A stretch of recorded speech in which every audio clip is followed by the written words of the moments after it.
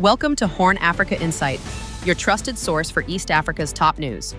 In today's episode, we bring you 5 major updates: the United States' support for a 1-year extension of AGOA, the expansion of the U.S. visa bond program to the Gambia, renewed military cooperation between Egypt and Somalia, Ethiopia's claim that the Grand Ethiopian Renaissance Dam helped reduce flooding in Sudan, and Eritrea's firm stance on port access at the United Nations.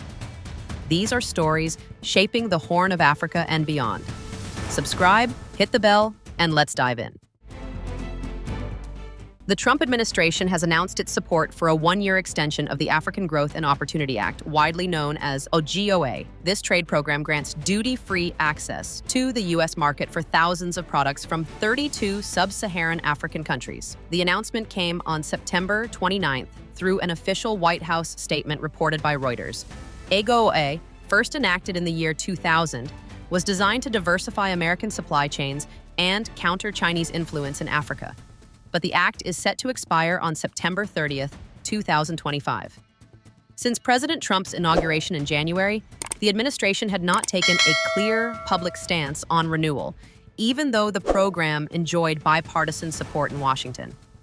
According to officials, the most likely path forward is attaching the extension to a Republican-led stopgap funding bill aimed at avoiding a government shutdown. Alternatively, it may be reinstated later through separate legislation. African governments had lobbied for a 1 to 2 year extension after efforts for a longer-term renewal stalled in Congress. AGOA has supported hundreds of thousands of jobs across the continent, from textiles in Lesotho to apparel in Kenya. But in August, the administration imposed bilateral tariffs of 10 to 30% on many AGOA goods. These tariffs exposed products that were previously duty-free to new taxes, putting industries and livelihoods at risk. The White House stressed that the extension demonstrates America's commitment to maintaining strong trade ties with Africa. However, critics argue that a short-term renewal only delays much-needed reforms. Supporters, on the other hand, see it as a necessary bridge to a long-term solution. For African exporters, the extension represents critical relief in the face of rising uncertainty.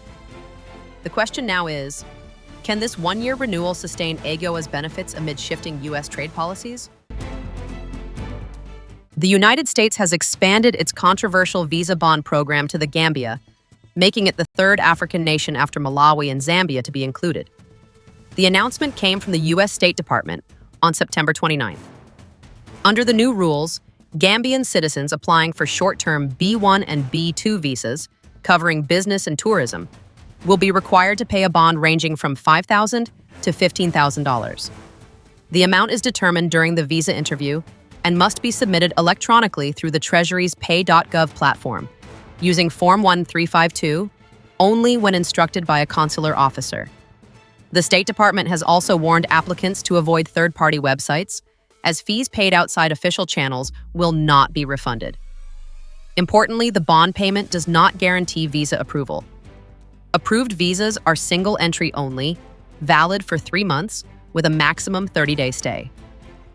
For a refund, travelers must enter and exit through designated U.S. airports such as Boston Logan, JFK in New York, or Dulles in Washington, and must comply with all conditions, including timely departure. This program, launched as a pilot on August 20th, 2025, was originally proposed by the Trump administration in 2020, but delayed due to COVID-19. It targets countries considered to have high rates of visa overstays. Critics, including African governments, say the policy is discriminatory and places unnecessary financial burdens on ordinary travelers. U.S. officials, however, defend it as a compliance tool aimed at reducing overstays. The impact on mobility, business, and family ties between the Gambia and the United States remains to be seen. Can this program strike a balance between border security and legitimate travel? Egypt and Somalia have renewed military cooperation in response to growing threats across the Horn of Africa, including terrorism, instability, and piracy. According to reports from September 28th, Egyptian Defense Minister General Abdel Magid Sakr hosted Somali Defense Minister Ahmed Moalim Fichi in Cairo for high-level talks.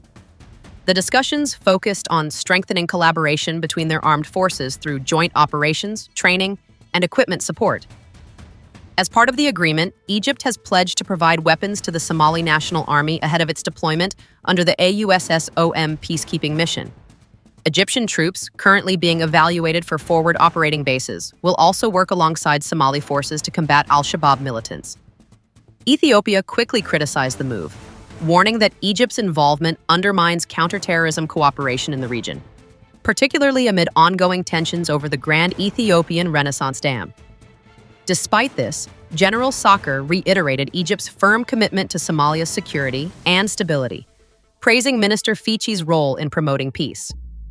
The meeting, attended by Egyptian Chief of Staff Lieutenant General Ahmed Khalifa and senior military commanders, underscores a major shift in Somalia's defense posture. With increasing training and new equipment, the Somali National Army is positioning itself as a stronger player in regional security. The question is whether this renewed partnership can truly help stabilize one of the most volatile regions in the world. Ethiopian officials have pushed back against accusations that the Grand Ethiopian Renaissance Dam contributed to worsening floods in Sudan. Instead, they argue that Grand Renaissance Dam actually helped reduce the damage. On September 28th, Ethiopia's water minister, Habtamu Itifa, stated that the massive dam acted as a buffer, absorbing excess rainfall and minimizing the risk of flooding downstream. His comments came as Sudanese authorities issued flood alerts across several states, including Khartoum and River Nile. Critics had claimed that irregular water releases from the Ethiopian Renaissance Dam, combined with turbine malfunctions, made flooding worse. But Ethiopia countered that the true cause of the high water levels was the White Nile, not the Blue Nile where Renaissance Dam is located. The minister highlighted that the dam's reservoir played a stabilizing role, protecting Sudanese communities from what could have been far more devastating floods. Ethiopia framed the project not as a threat, but as a regional safeguard with long-term benefits. While Sudan has not formally responded, the debate over the Ethiopian Renaissance Dam's impact is far from settled. For years, Sudan's main concerns have centered on water shortages, not floods. By reframing the narrative, Ethiopia is trying to cast the dam as a regional asset. But will this argument convince its downstream neighbors, or will skepticism remain? At the 24th Ministerial meeting of landlocked developing countries, held in New York on September 26th, Eritrea's Foreign Minister Osman Saleh made a clear statement. Eritrea's ports are national assets, and no foreign country has automatic rights to use them. Speaking on the sidelines of the United Nations General Assembly, Saleh emphasized the principle of sovereignty, rejecting external interference and insisting that any use of Eritrean ports must be negotiated bilaterally. The foreign minister reaffirmed that Eritrea supports commercial partnerships, particularly to reduce trade costs for regional neighbors, but drew a sharp line against foreign military presence or third-party mediation. He pointed to the UN Convention on the Law of the Sea, stressing that access must be based on mutual agreement and respect for national sovereignty. His comments come amid rising tensions over Ethiopia's ambitions to secure a Red Sea outlet, which has reignited debates over port access in the Horn of Africa. Eritrea's position signals that while it is open to business, it is not willing to compromise on control of its strategic assets. By aligning with the AGOA Program of Action for Landlocked Developing Countries, Saleh called for stronger regional cooperation, but under clear conditions of equality and respect. The question remains, can Eritrea's firm stance diffuse growing tensions, or will it spark further disputes over access to the Red Sea?